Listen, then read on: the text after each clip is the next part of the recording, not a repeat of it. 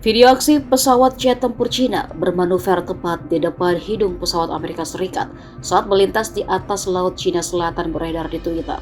Video itu dirilis Departemen Pertahanan Amerika Serikat dan mengatakan jika jet tempur Cina tersebut melakukan manuver saat pencegatan di wilayah Laut Cina Selatan.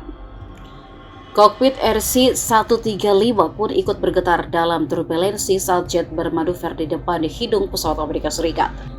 Dilansir dari Kompas TV, dalam sebuah pernyataan Komando Militer Amerika Serikat yang bertanggung jawab untuk Indo-Pasifik mengatakan pesawat J-16 Cina melakukan manuver dan memaksa pesawat RC-135 Amerika Serikat untuk terbang melalui turbulensinya.